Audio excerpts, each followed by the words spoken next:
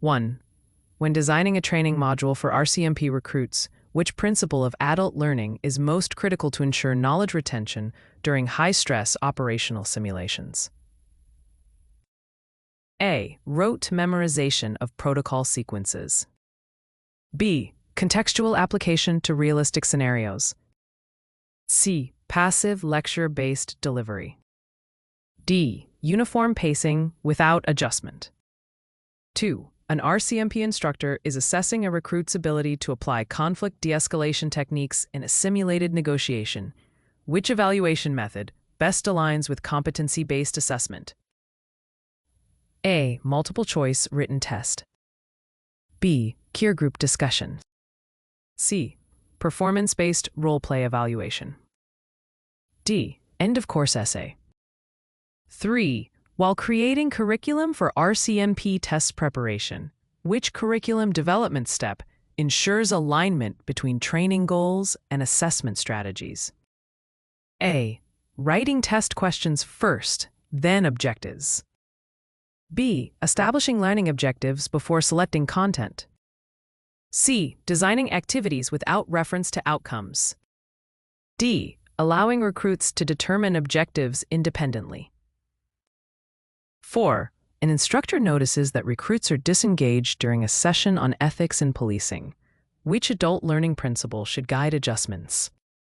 A. Adults learn best when instruction is authoritarian.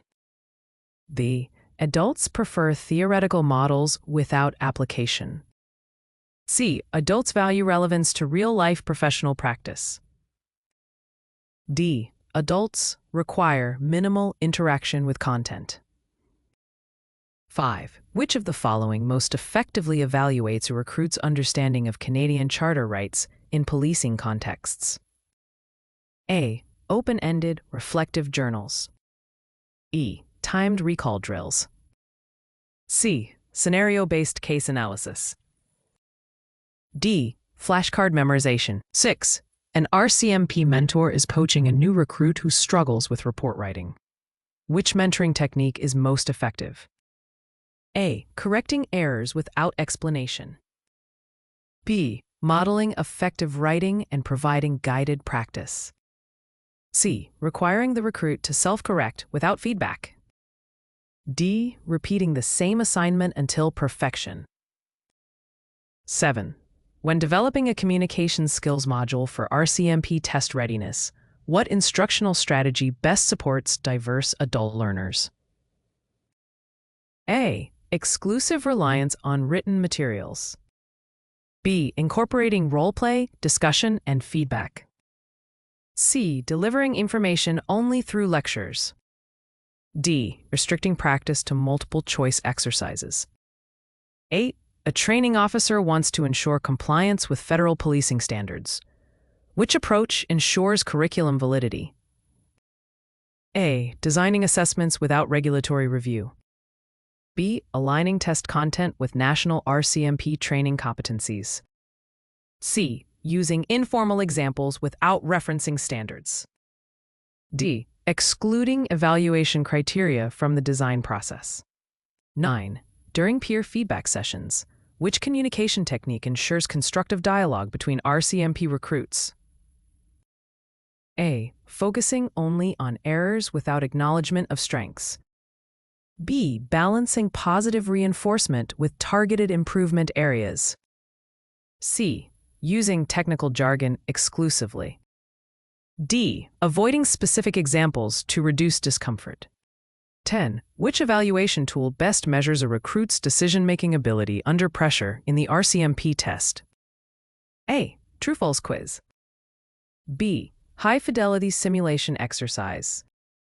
C. Group brainstorming session. D. Written research assignment. 11. A curriculum developer is revising the RCMP test preparation course. Which element ensures continuous improvement? A. Ignoring learner feedback to maintain consistency. E. Conducting regular needs assessments and updating materials. C. Maintaining the same content annually. D. Using only instructor experience to update content. 12. Which principle of adult learning emphasizes the importance of recruits contributing their prior experiences during training? A. Behaviorism. B. Andragogy. C. Constructivism. D. Classical conditioning. 13. An RCMP evaluator wants to measure communication clarity in a recruit's incident report. Which criterion best aligns with effective evaluation? A. Correct grammar only. B. Conciseness, accuracy, and relevance of details. C. Word count consistency. D. Length and structure uniformity. 14. When facilitating a group discussion on ethical dilemmas, which instructor behavior promotes active adult learning? A. Dominating the discussion with instructor viewpoints. E. Allowing recruits to explore perspectives collaboratively. C. Ignoring alternative interpretations. D. Focusing solely on legal definitions. 15. A new RCMP instructor struggles with time management in test preparation lessons. Which mentoring approach supports professional growth? A. Assigning more material regardless of pacing. B. Shadowing an experienced trainer to observe techniques. C. Reducing content to avoid time pressure. D. Ignoring the issue to allow adaptation over time. 16. Which type of assessment is most effective for evaluating recruits' ability to analyze evidence in investigative scenarios? A. Multiple choice recall test. B. Practical case study analysis. C. True, false questionnaire. D. Vocabulary definition test. 17. In developing RCMP curriculum, which regulatory compliance step ensures fairness in assessment? A. Standardizing scoring rubrics across instructors. B. Allowing instructors to use personal judgment only. C. Giving preferential treatment to higher performing recruits. D. Reducing assessment variety. 18. Which communication skill is most critical for an RCMP officer administering warnings to the public? A. Using jargon-heavy, technical language. B. Conveying clear, concise, and respectful messages. C. Speaking quickly to minimize time on scene. D. Avoiding feedback from recipients. 19. A test item asks recruits to identify the lawful use of force in a scenario. This best reflects which evaluation method? A. Knowledge recall assessment. B. Application-based assessment. C. Attitudinal survey. D. Self-reflection journal. 20. When building mentoring relationships with RCMP recruits, which practice fosters trust? A. Consistency in feedback and confidentiality. B. Highlighting the stakes in front of peers. C. Delivering feedback only when requested. D. Avoiding discussions of personal development. 21. Which learning activity best prepares recruits for high-stakes decision-making required in the RCMP test?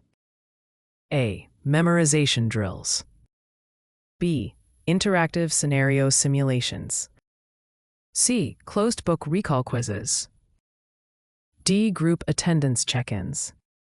22.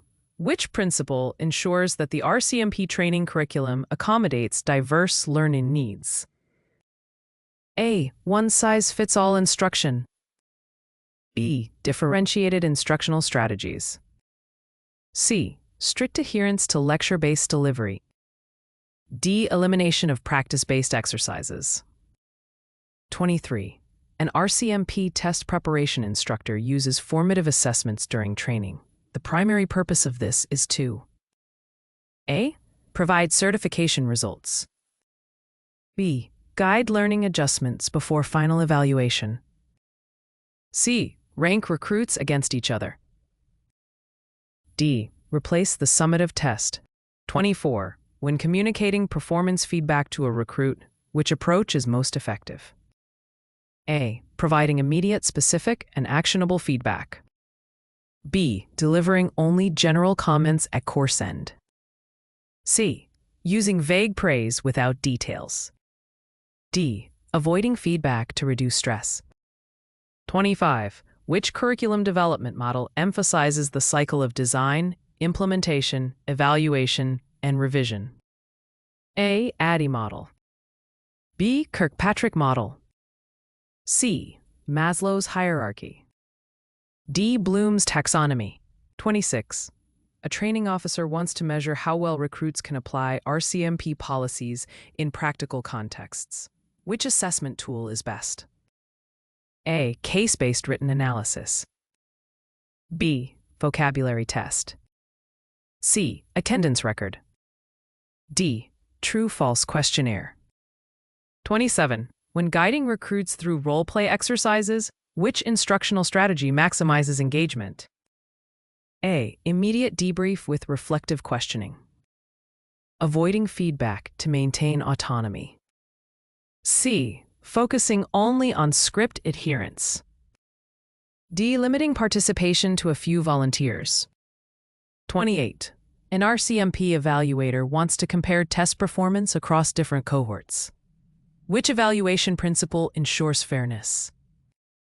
A. Using standardized testing conditions. B. Allowing varied test times and materials. C. Ignoring cohort-specific factors. D. Relying only on instructor discretion. 29. In mentoring RCMP recruits, which approach best supports long-term career development? A. Encouraging reflective goal setting and continuous learning. B. Limiting guidance to short-term test success. C. Restricting mentorship to operational skills only. D. Avoiding discussion of professional aspirations. 30. A communication workshop for RCMP recruits includes listening exercises. This aligns with which adult learning principle? A. Adults learn passively through observation only. B. Adults benefit from interactive participatory activities. C. Adults require repetitive memorization drills. E. Adults rely solely on instructor-led lectures.